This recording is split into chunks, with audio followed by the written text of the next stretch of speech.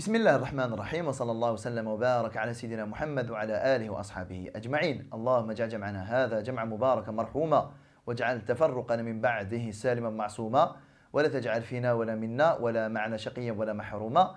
اللهم أخرجنا من ظلمات الوهم وأكرمنا بنور الفهم وحسن أخلاقنا بالحلم واجعلنا هداة مهديين غير ضالين ولا مضلين.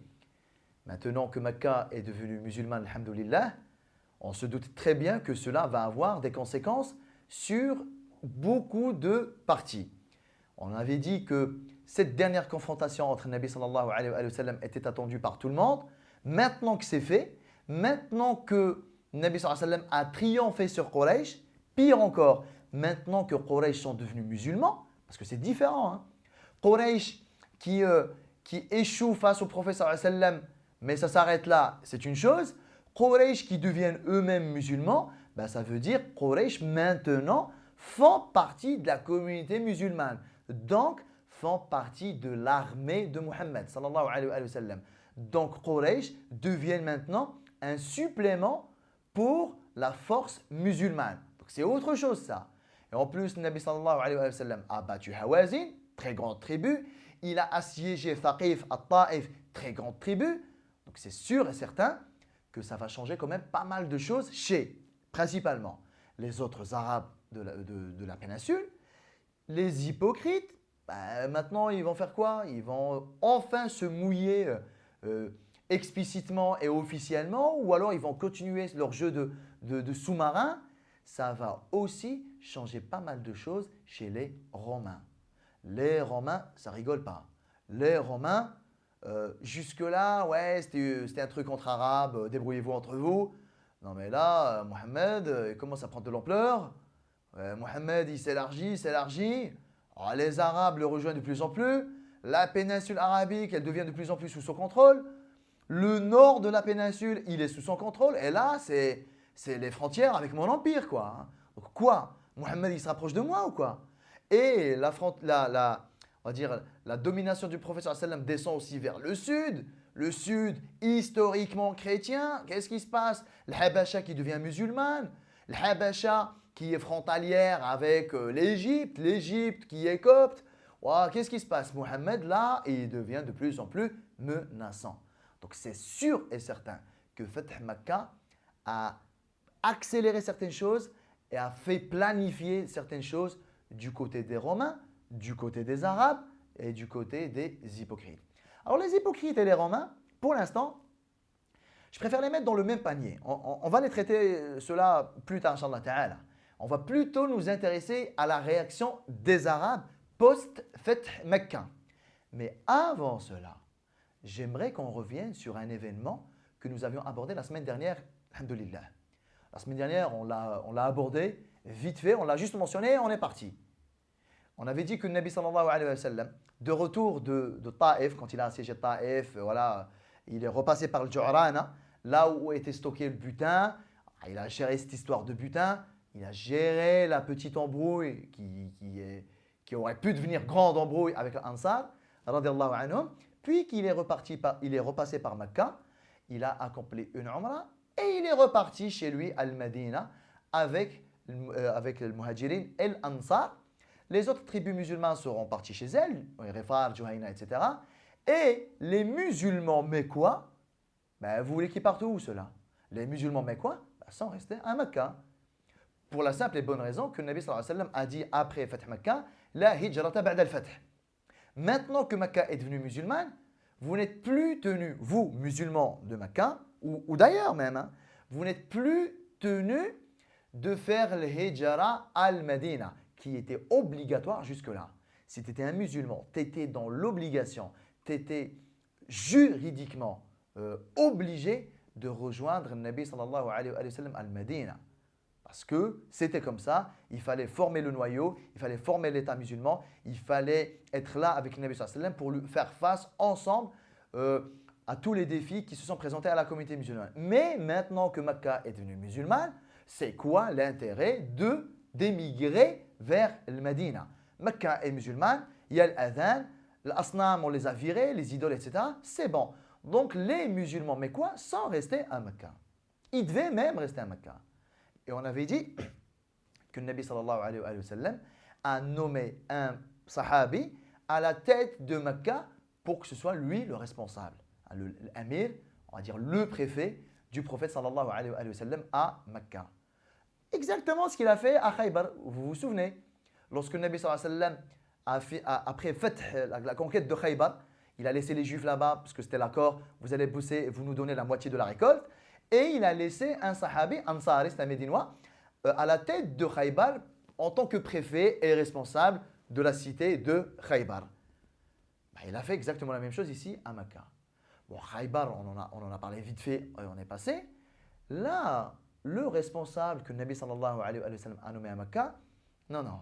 On doit revenir dessus, on doit s'arrêter un peu dessus parce que la nomination en elle-même, elle est porteuse d'enseignement. Le personnage lui-même, qui est ce préfet-là, qui est ce responsable de Mecca, ça va nous apprendre sur Internet certaines choses. Ce qui n'était pas spécialement le cas du Ansari, bon, il est responsable de Khaybar, c'est fini, au revoir. Non, là, c'est bien différent et vous allez voir pourquoi. Qui est déjà ce responsable mecquois? Il s'appelle Attab ibn Asid. Sa première particularité, c'est que c'est quelqu'un de Mecca. Contrairement au gouverneur, contrairement au amir de Khaybar. Khaybar, c'est une cité juive. Elle est sous notre contrôle. On va mettre un des nôtres. Encore heureux. Parce que pour nous, voilà, Khaybar, ça y est, elle est à nous. Et les juifs qui y a là-bas, c'est juste des ouvriers. Voilà, ils travaillent la terre, ils auront un salaire. Mais quand même, la terre, elle est à nous. Eux, c'est juste des locataires et des travailleurs, je dirais même en CDD. Comme il avait dit le Nabi sallallahu alayhi wa sallam, à la moindre, on va dire, volonté de notre part, si on veut vous chasser, on vous chasse. Donc c'est normal de mettre l'un des nôtres responsables à Khaybar.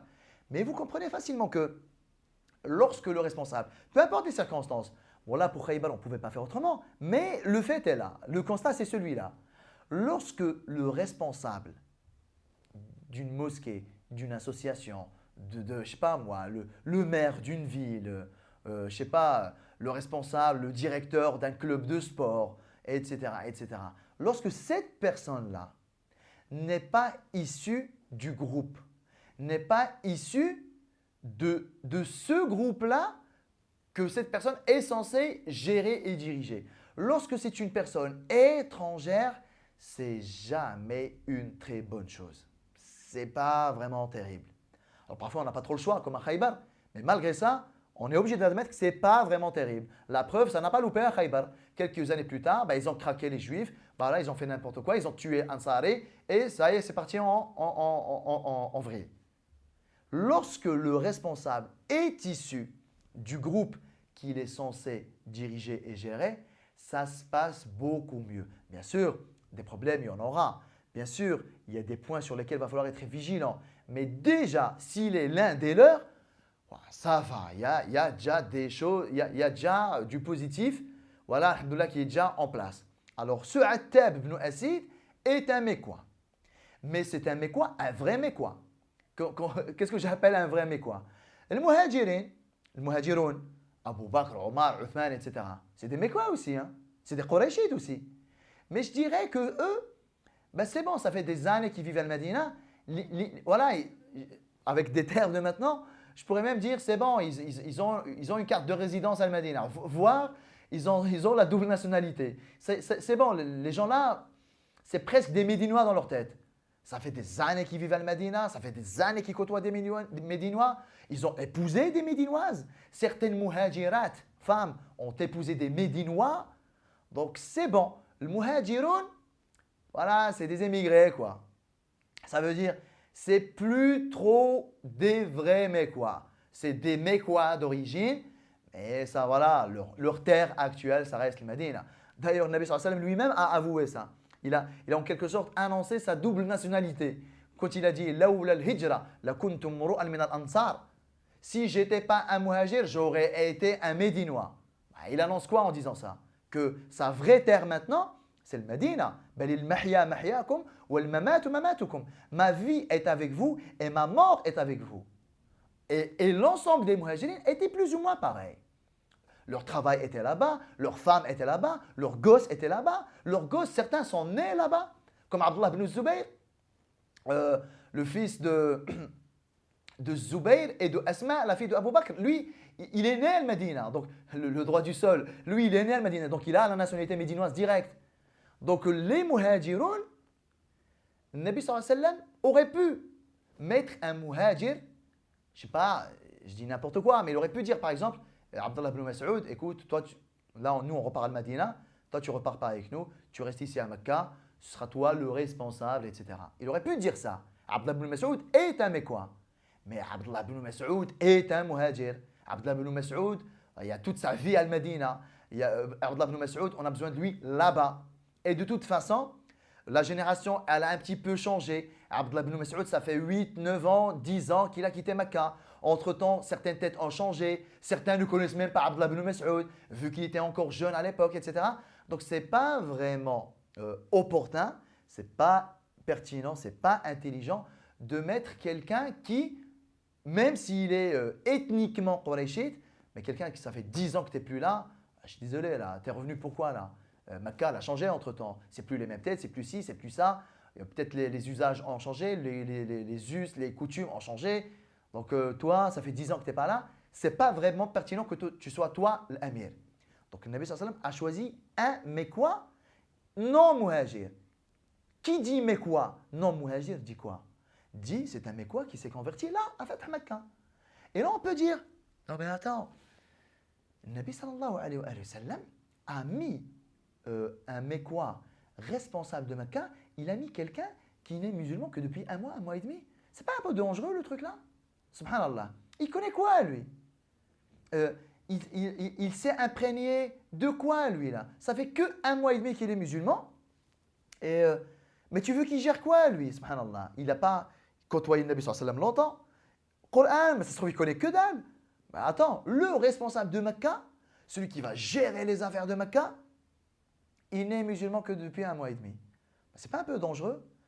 Non. Vous savez pourquoi? Parce que lui, il va être le responsable de qui? Ben, que de gens comme lui. Je suis d'accord.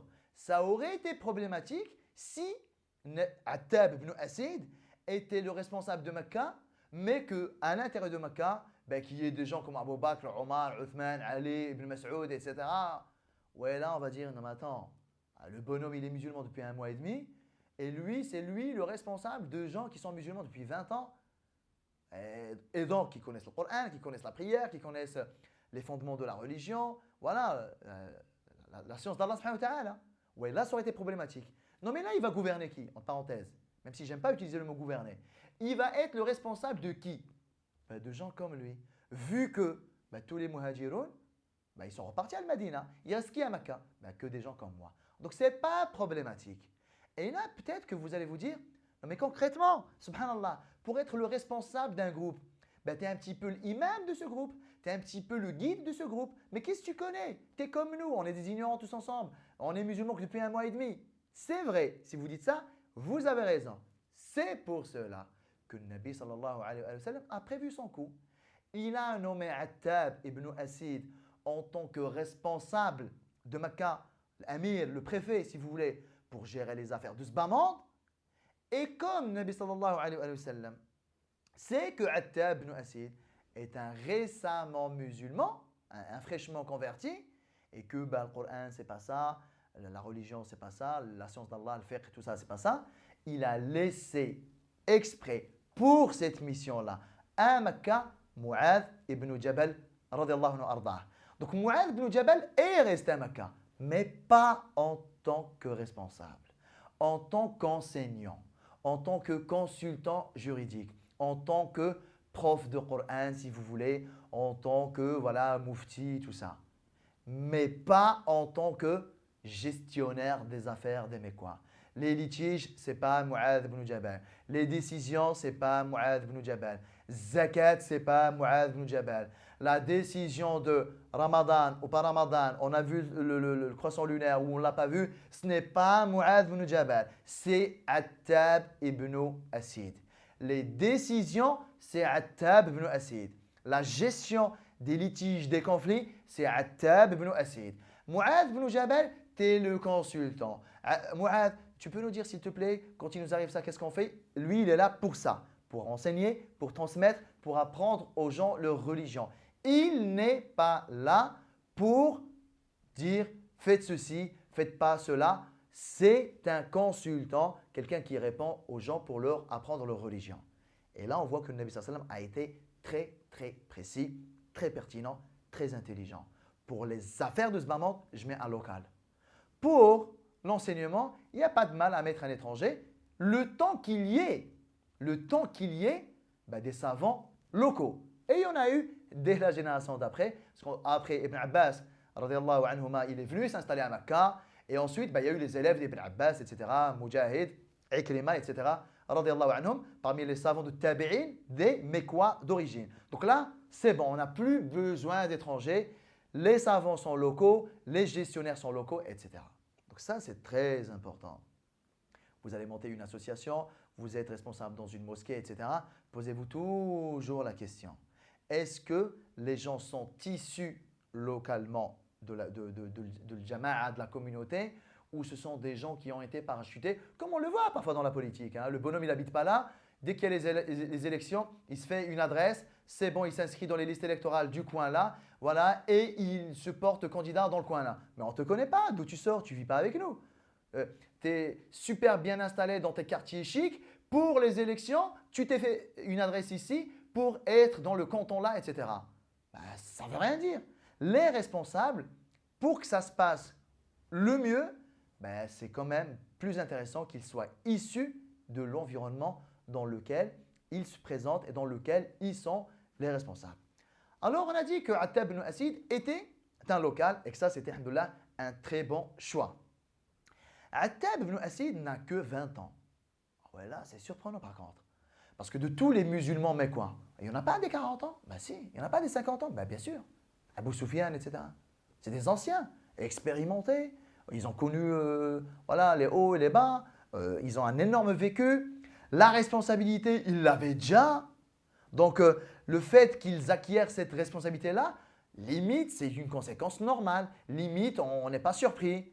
Écoute, si on avait fait un sondage au moment-là et on avait demandé aux Mécois, à votre avis, qui c'est que le Nabi sallallahu alayhi wa sallam va nommer chez vous en tant que responsable de Makkah?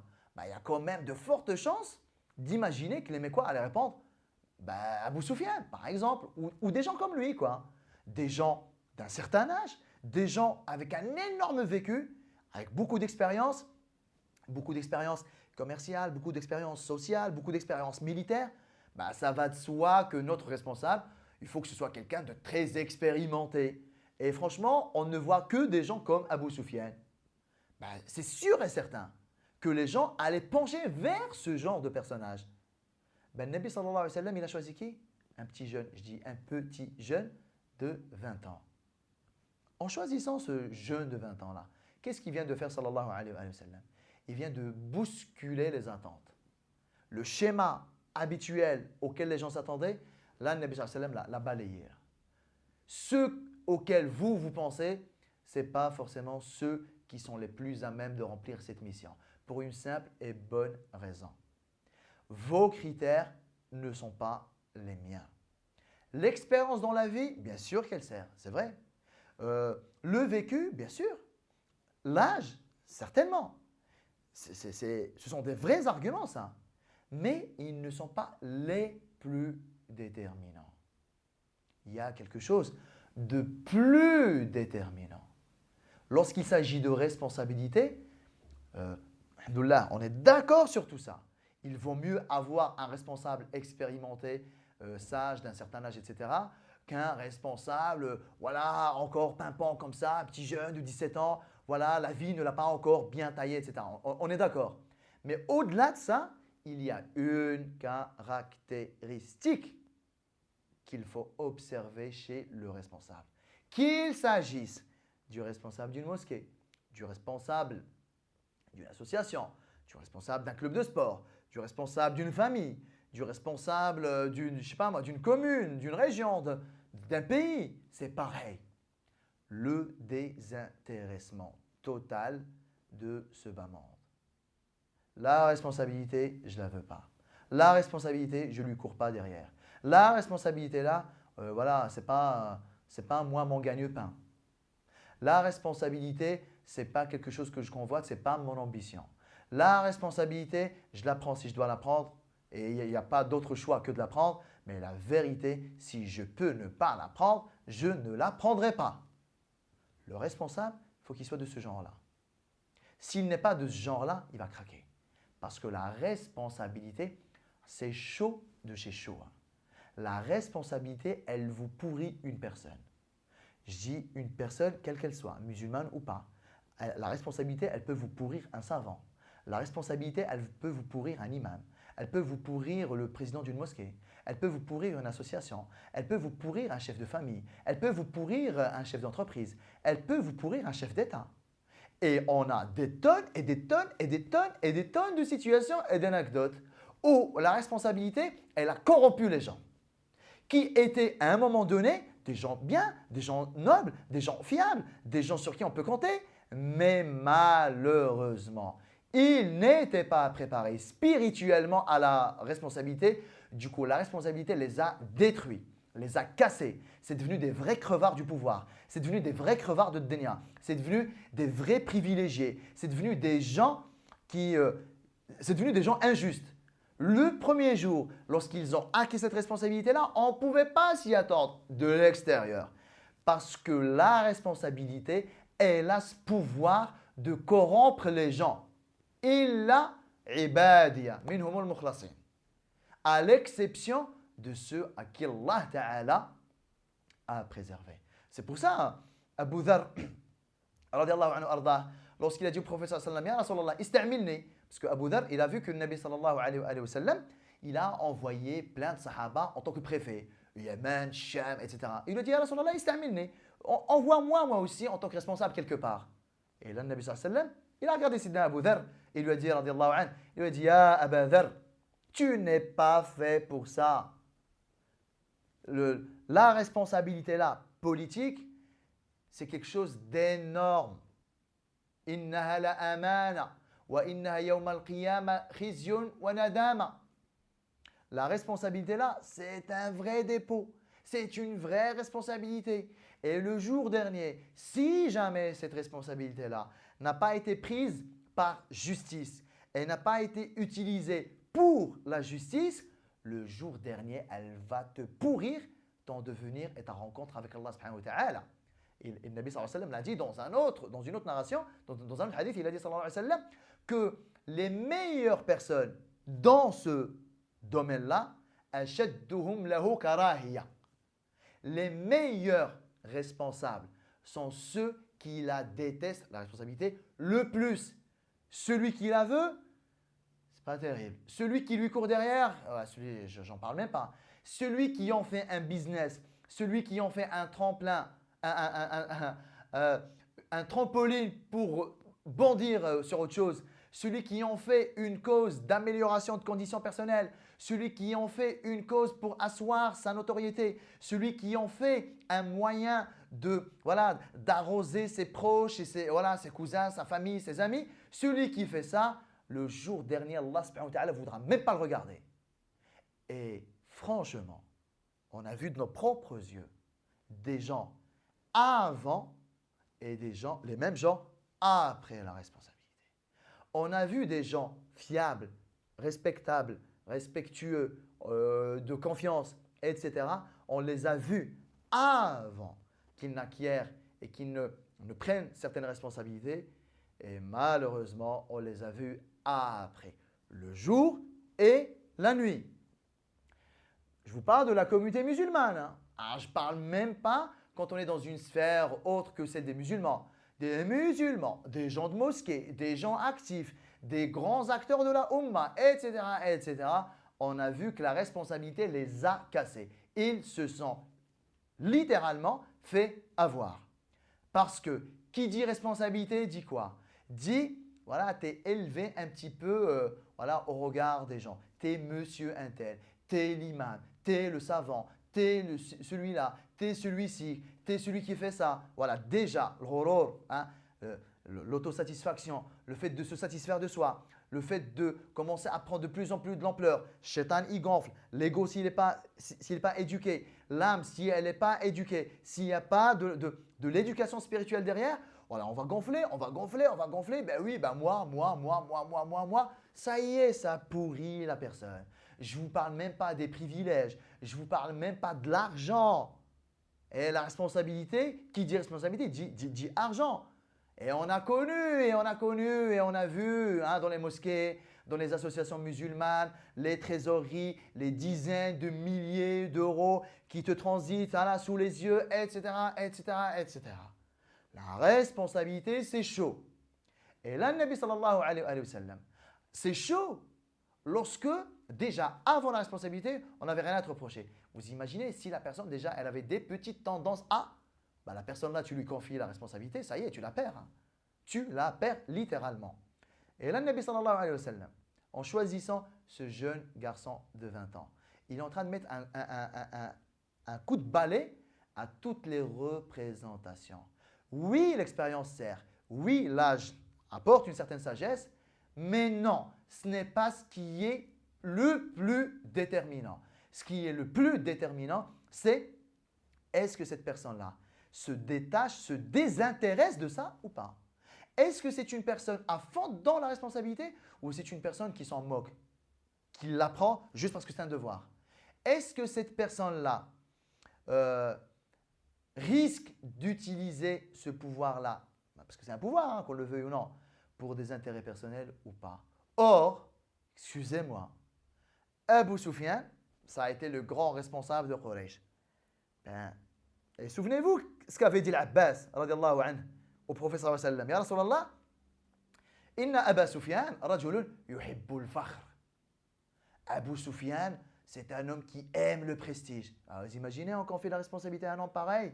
Bon, c'est vrai qu'il est devenu musulman, mais tu ne changes pas comme ça une éducation en 2 secondes. Tu ne changes pas des habitudes en 2 secondes. Abu Sufyan, c'est un fait, c'est un constat. C'est un homme qui aime les protocoles. C'est un homme qui aime le prestige. C'est un homme qui aime la fierté et. C'est à lui qu'on va confier Makkah? Admettez que c'est dangereux. Oui, il a de l'expérience. Oui, il a un certain âge. Oui, il a un vécu qui est vraiment bon, qui est déterminant, qui aide, qui peut aider. Mais excusez-moi, ce n'est pas à lui qu'on va confier ça. À la limite, on va se servir de son expérience. Abu Sufyan, qu'est-ce que tu en penses? Abu Sufyan, si tu étais à ma place, qu'est-ce que tu aurais fait? Abu Sufyan, tu as une idée? Oui, ça on peut le faire, et même on doit le faire. Mais que, tiens Abu Sufyan, à toi de trancher, oh là, c'est pas bon. J'espère que vous avez compris cette nuance-là. Mais alors, Attab ibn Asid, lui, il est comment? Ben, si le Nabi sallallahu alayhi wa sallam l'a choisi, c'est qu'il doit avoir de sacrées bonnes raisons.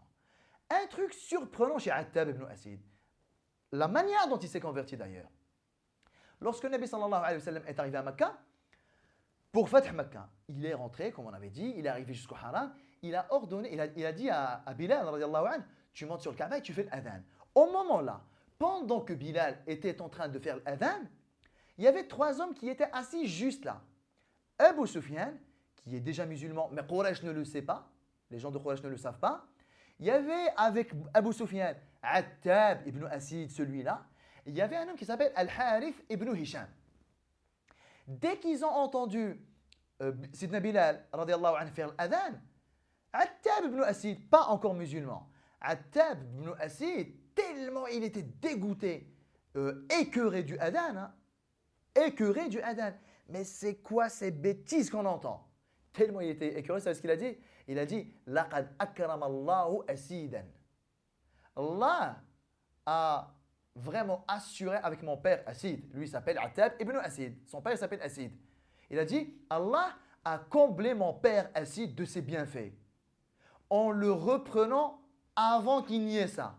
Comme ça, il peut, voilà, il est épargné d'entendre ces bêtises-là.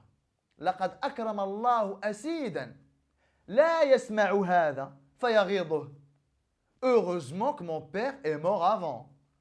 Sinon, il aurait entendu ces bêtises et ça lui aurait fait vraiment mal. Mais là, il est en train de nous dire quoi? Il est en train de nous dire que moi, ça me fait mal. Oh là là là là. Là, on est à Makkah et on doit supporter ça. Ashhadu la ilaha illallah. Non. Ashhadu anna Muhammad Rasulullah. Non, je ne veux pas entendre ça. Et il s'est tout de suite projeté. Si mon père était là, ouais, il allait devenir fou. Heureusement que mon père est mort. Alors, pour vous dire, le responsable de Makkah, c'est celui-là. Jusqu'à l'arrivée du prophète sallallahu alayhi wa sallam à Makkah, c'était quelqu'un qui détestait le Nabi sallallahu alayhi wa sallam, qui détestait l'islam. Au secours, dites-moi tout sauf la ilaha illallah, quoi. Dites-moi tout sauf Muhammad Rasulullah sallallahu alayhi wa sallam. À côté de lui, Al-Harith ibn Hisham, pas encore musulman non plus. Lui, qu'est-ce qu'il a dit? Il a dit Wallahi, law kana muhiqqan lattaba'tuh. Par Allah, s'il était quelqu'un de véridique, je l'aurais suivi. Ça sous-entend quoi? Ben non, c'est un mytho, cet homme-là. Al-Harith ibn Hisham, il a dit ça. Abu Sufyan, les deux, bah, ils attendaient un peu sa réaction. Parce que Abu Sufyan, il est musulman. Mais eux, les deux autres, ils ne le savent pas. Donc Abu Sufyan, tu te sens comment, toi, là, maintenant, que tu es en train d'entendre ce adhan, Bilal, la ilaha illallah, tout ça? Franchement, dis-nous que tu es dégoûté comme nous. Donc ils attendaient un peu sa réaction. Abu Sufyan, il a dit Wallahi la aqulu shay'a. Par Allah, moi, je ne vais rien dire. Je suis sûr et certain que si je dis la moindre chose, le caillou là, il va informer le Nabi sallallahu alayhi wa sallam de ce que j'ai dit.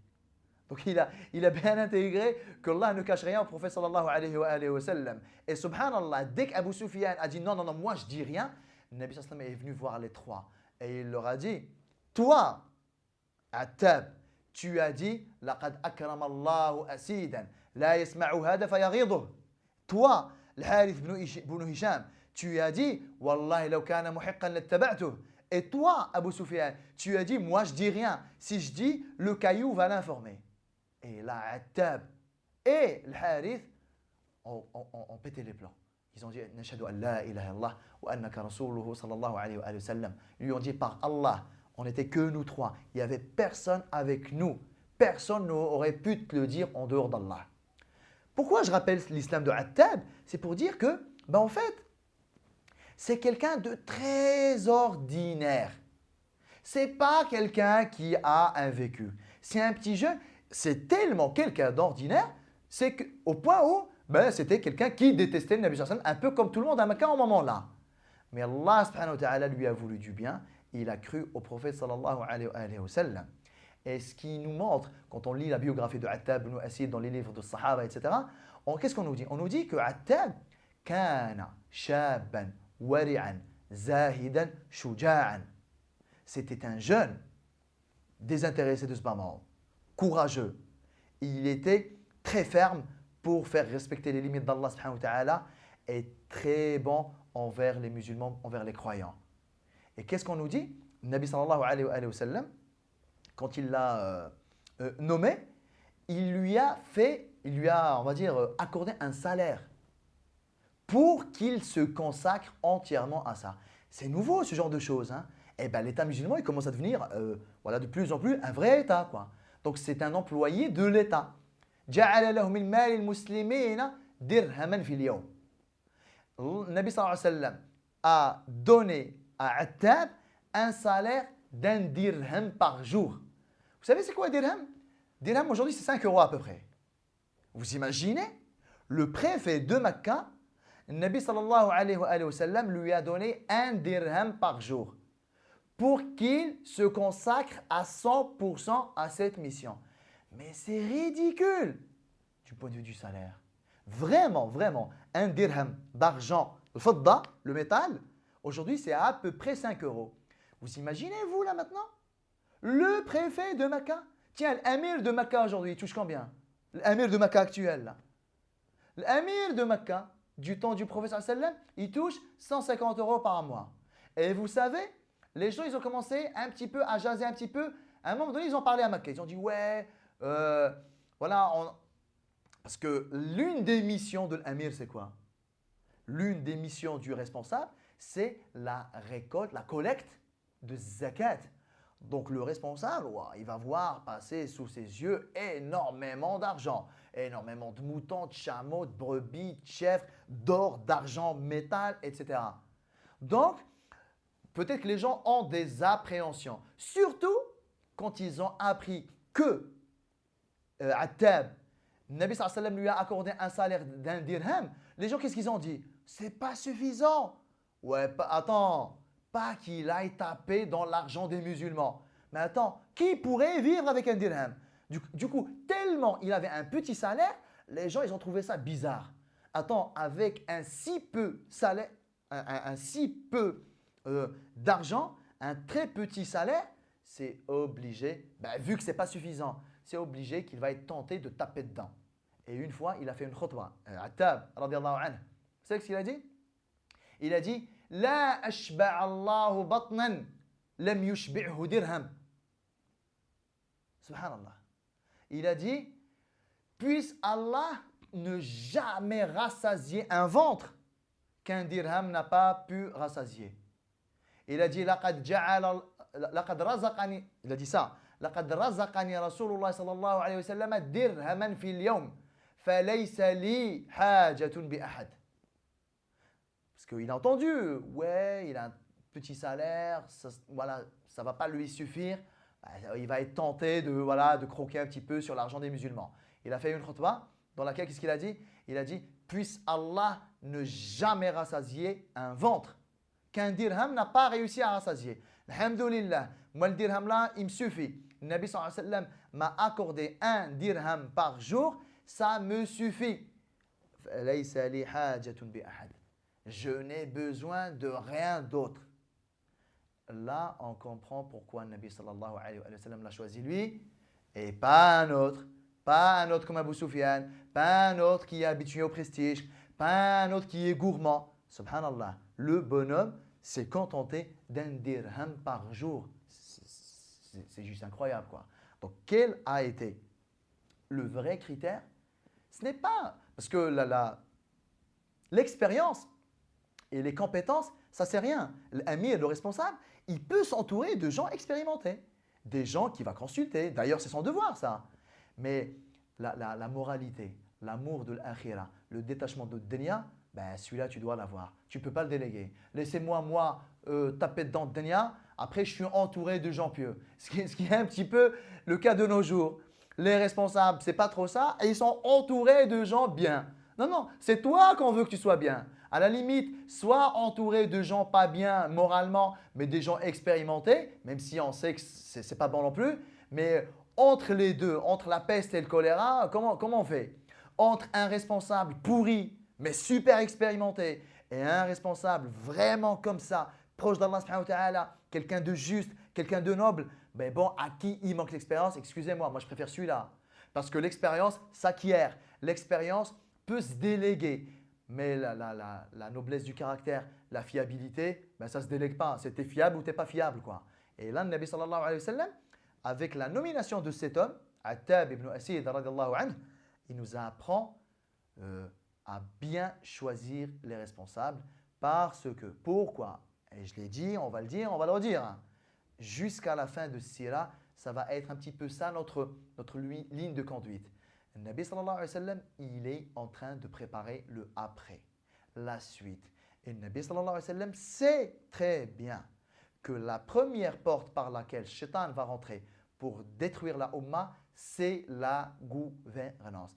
Et ça n'a pas loupé. Dès Sidna Uthman, dès Sidna Abu Bakr, ça a commencé à jaser. Dès Sidna Omar, dès Sidna Uthman, bon là, c'était le pompon. Et du temps de Sidna Ali, bon là, c'était la catastrophe. Et à partir de là, la Ummah a été plongée dans des gouvernances par-ci, par-là. Et le Nabi sallallahu alayhi wa sallam savait pertinemment que ça allait avoir lieu. Et le Nabi alayhi wa sallam a bien mis en garde et a bien prévenu que la première chose par laquelle les musulmans vont se faire avoir, c'est la gouvernance, l'amour du pouvoir, l'amour, le fait de privilégier les siens, l'amour de l'argent, etc., etc. Et avec l'exemple de Attab, le Nabi sallallahu alayhi wa sallam nous a donné une petite idée de ce qu'est un bon recrutement, en quelque sorte, une bonne nomination et pas ce à quoi vous êtes habitué, ce à quoi vous avez l'habitude de côtoyer et de vivre. Votre fonctionnement habituel, vous allez me l'oublier. Dorénavant, ça va être des choses comme cela. Donc aujourd'hui, je voulais qu'on revienne sur ça parce que c'était important pour la suite des événements.